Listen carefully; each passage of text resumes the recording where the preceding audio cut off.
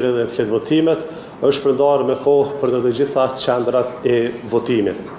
Gjithashtu, njoftojmë se duke u mbështetur në informacionet e pranuara nga Komisionet Komunale të Zgjedhjeve, procesi i votimit për zgjedhjet e parakohshme për Kuvendin e Republikës së Kosovës ka nisur në të gjitha qendrat e votimit në vendin tonë.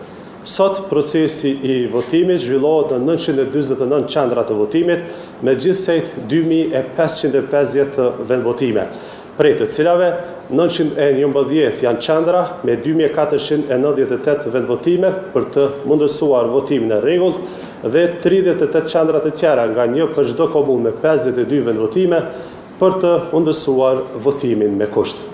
Sipas listës së votuesve, numri i qytetarëve me të drejtë vote për të votuar sot në Republikën e Kosovës është 1.959.962 votues, të cilët janë të shpërndarë në 38 komuna.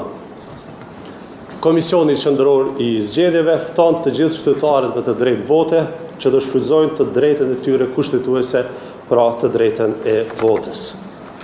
Sa për informacion, numri i subjekteve politike të certifikuara për pjesëmarrje në këto zgjedhje është 21 subjekte politike, prej të cilave 17 parti politike, 3 koalicione dhe 1 kandidat i pavarur. Numri i përgjithshëm i kandidatëve të certifikuar për pjesëmarrje në këto zgjedhje dhe që përfaqësojnë këto subjekte politike është 902 kandidat, prej të cilave 593 kandidat burra dhe 309 kandidate gra.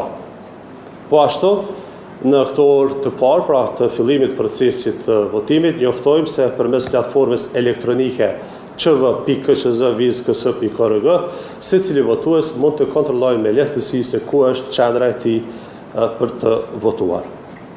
Dhe për fund, më lejoni të konfirmoj se në kuadër të angazhimeve për administrimin e rregullt të procesit zgjedhor, Komisioni Qendror i Zgjedhjeve ka funksionalizuar dhomën operative e cila funksionon me pjesëmarrjen e zyrtarëve të KQZ-s, Prokurorisë së Shtetit dhe Policisë së Kosovës.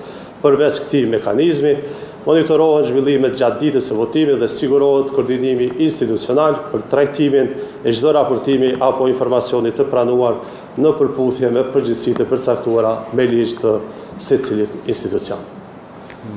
A kemi ndonjë pyetje?